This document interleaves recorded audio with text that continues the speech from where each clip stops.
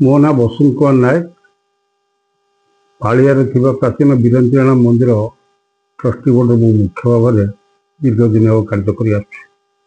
Sir ପାଳିଆରେ ପ୍ରସିଦ୍ଧ ବିରଞ୍ଚି ନାରାୟଣ ମନ୍ଦିର ବିଷୟରେ ଇତିହାସ କ'ଣ ଅଛି? ପାଳିଆର ବୀରଞ୍ଚରାଣ ମନ୍ଦିର ବିଷୟରେ ଇତିହାସ ରହିଛି, ତାର କିମ୍ବଦନ୍ତୀ ରହିଛି। ଇଏ ଏକ ପ୍ରାଚୀନ ମନ୍ଦିର। ଓଡ଼ିଶାର ଯଦି ଆପଣ ସ୍ଥାପତ୍ୟ ଶିଳ୍ପକୁ ଦେଖିବେ ତାହେଲେ ଇଏ ଅତ୍ୟନ୍ତ ପ୍ରାଚୀନ ଏବଂ କୁହାଯାଏ ଯେ ମନ୍ଦିରଟି ଅଷ୍ଟମ କିମ୍ବା ନବମ ଶତାବ୍ଦୀରେ ନିର୍ମିତ ହୋଇଥିଲା। କଥାରେ ଅଛି ପାଳିଆକୁ ସମୁଦ୍ର କେତେ ଦୂର ଘୁଞ୍ଚିଗଲା। ଏ ପ୍ରାକୃତିକ ବିପର୍ଯ୍ୟୟ ହେଉ କିମ୍ବା ଭୌଗୋଳିକ ପରିବର୍ତ୍ତନ ହେଉ, ତା ପରିବର୍ତ୍ତନ ଘଟିଛି। ଆଜି ସମୁଦ୍ର କ୍ରମଶଃ ଘୁଞ୍ଚି ଯାଇଛି ସିନା, କିନ୍ତୁ ବୀରଞ୍ଚରାଣ ମନ୍ଦିର ତାର ନିଜର ସ୍ଥିତି ବଜାଇ ରଖିଛି। ଅତୀତର ଇତିହାସ କଥା ସେ ଆମମାନଙ୍କୁ ବଖାଣୁଛି ଯେ ଏ କେତେ ବର୍ଷର ମନ୍ଦିର, ଏଠି କି ପରମ୍ପରା ଥିଲା, କ'ଣ ଥିଲା।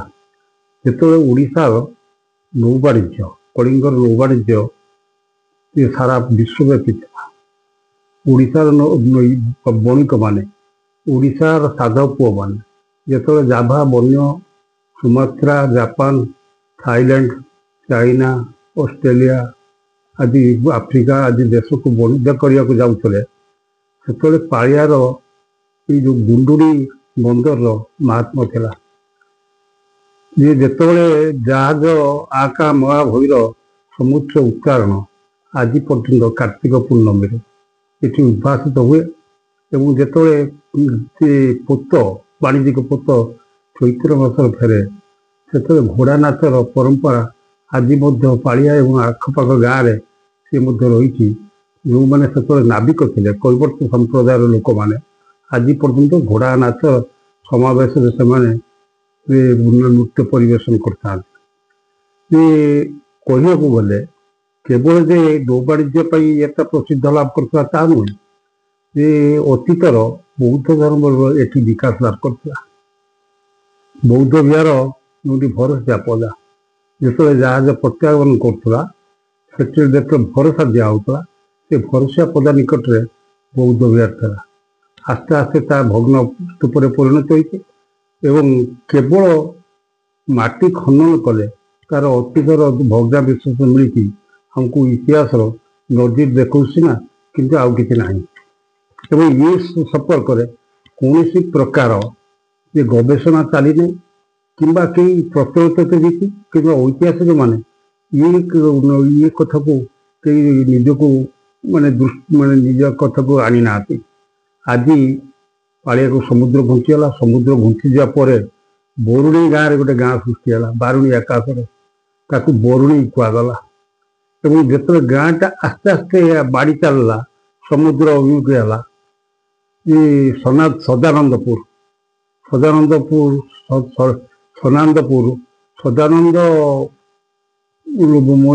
ଇଏ ନାମକ ଜଣେ ବ୍ୟକ୍ତି ଥିବାରୁ ତାଙ୍କ ନାଁ ସଦାନନ୍ଦପୁରରେ ପରିଣତ ହେଲା। ଏବଂ ନୌବାଣିଜ୍ୟକୁ ଅବ୍ୟାହତ ରଖିବା ପାଇଁ ସମୁଦ୍ର ଯେତେବେଳେ ଘୁଞ୍ଚି ଯାଇଛି, ସେତେବେଳେ ସଦାନନ୍ଦପୁରରୁ ନୟାନନ୍ଦ ପର୍ଯ୍ୟନ୍ତ ଗୋଟେ କେନାଲ ଖନନ କରାଯାଇଛି, ଯେଉଁଟାକି ବରୁଣେଇ ତଳେ ସଦାନନ୍ଦପୁରରେ ପ୍ରାୟ 1.5 କିଲୋମିଟର ପ୍ରଶସ୍ତ, ବରୁଣେଇ ପାଖରେ 1.5 କିଲୋମିଟର ପ୍ରଶସ୍ତ। ଆସ୍ତେ ଆସ୍ତେ ଆସ୍ତେ ଆସ୍ତେ ନୟାନନ୍ଦରେ ଆସ୍ତେ ଆସ୍ତେ କ୍ରମଶଃ କମ୍ ହେଇ ଆଜି ସେ ଯେଉଁ କେନାଲ ଆଜି ଇତିହାସର ପରିଣତ ହେଲା ହେଇଛି ସତ, କିନ୍ତୁ ତାର ଭଗ୍ନାବଶେଷ, ତାର ଅଂଶବିଶେଷ ଏପର୍ଯ୍ୟନ୍ତ ଜୀବିତ ଅଛି। ଏବଂ ଯେଉଁ ମହାଦେବ, ଲବଣେଶ୍ୱର ମହାଦେବ ଲୁଣ ମଳାଯିବ ସମୁଦ୍ରରେ, ମାର୍କେଟିଂ ହେବ ନୟାନନ୍ଦର ଯେଉଁଠି ମାର୍କେଟିଂ ହେଉଥିଲା, ସେଠିକାର ଯେଉଁ ମହାଦେବ ତାକୁ ଲବଣେଶ୍ୱର କୁହାଯାଉଥିଲା।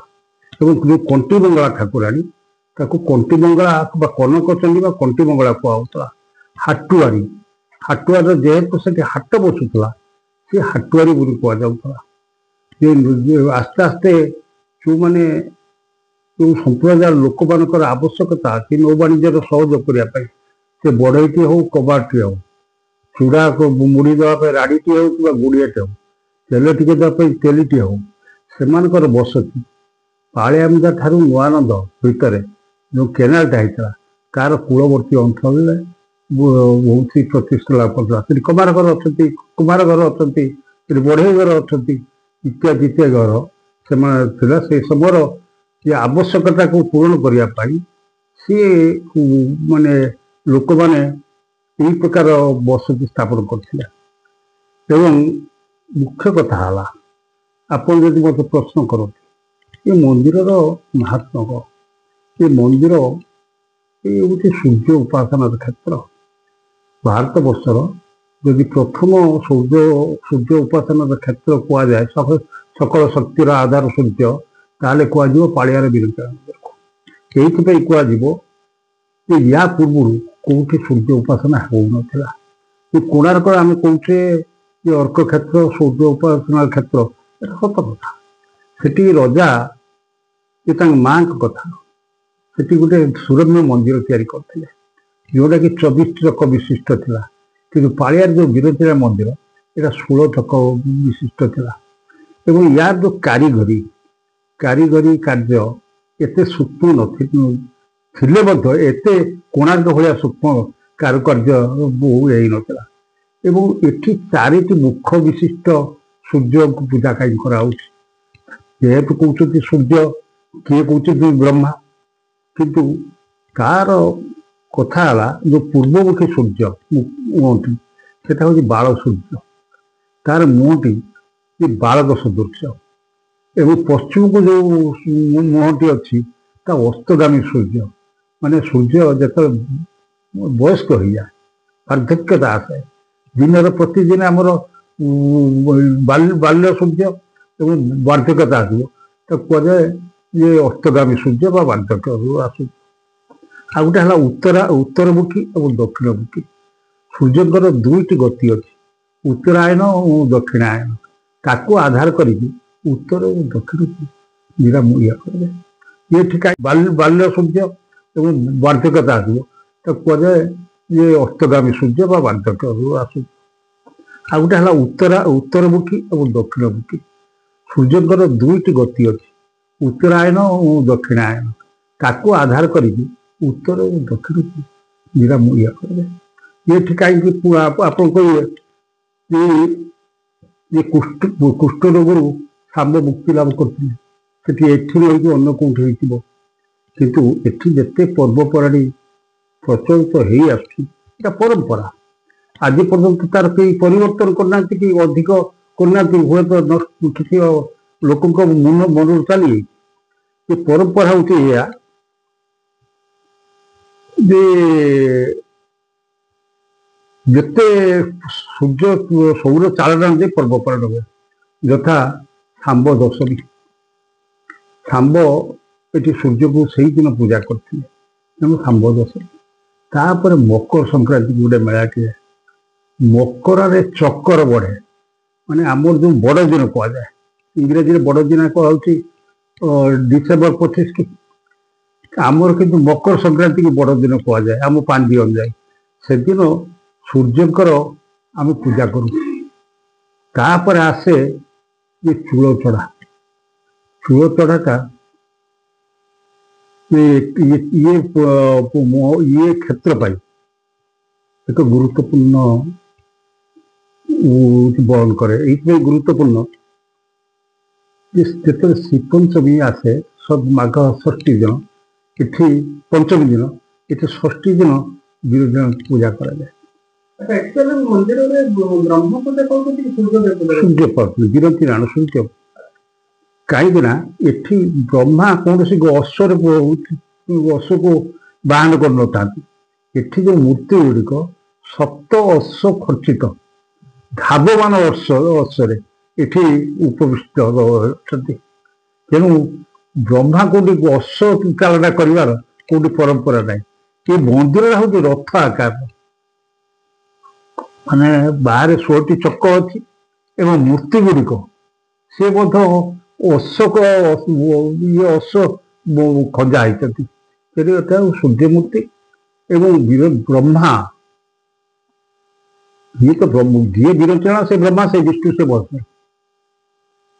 ଏଠି ବିରଞ୍ଚଣାଙ୍କର ମହାତ୍ମା ହେଲା ଯେ ମାଘ ଷଷ୍ଠୀ ଦିନ ବିରଞ୍ଚିରାଣଙ୍କର ବଡ଼ ସିଂହାର ବେଶ ହୁଏ। ଦ୍ୱିତୀୟ କଥା, ବିରଞ୍ଚିରାଣଙ୍କ ମନୋହରି ଭୋଗ ଏକ ସ୍ୱତନ୍ତ୍ର ଧରଣର ଭୋଗ ସେଦିନ ପ୍ରସ୍ତୁତ ହୁଏ, ବର୍ଷର ପ୍ରଥମ ଥର ପ୍ରସ୍ତୁତ ହୁଏ ଏବଂ ଠାକୁରଙ୍କୁ ନୈବେଦ୍ୟ ଦିଆଯାଏ। ତୃତୀୟ କଥା ହେଲା, ଏଠି କୁଷ୍ଠ ଜାତୀୟ ରୋଗରୁ ମୁକ୍ତି କରିବା ଏ ପରମ୍ପରା ରହିଛି, ଦ୍ୱାପର ଯୁଗରୁ ରହିଛି। ସେତେବେଳେ ମନ୍ଦିର ଥିଲା କି ନଥିଲା ଅଲଗା କଥା, କିନ୍ତୁ ଅର୍କ ଆରାଧନା, ଅର୍କ ପୂଜାର ପରମ୍ପରା ସେବେଠୁ ରହିଥିଲା।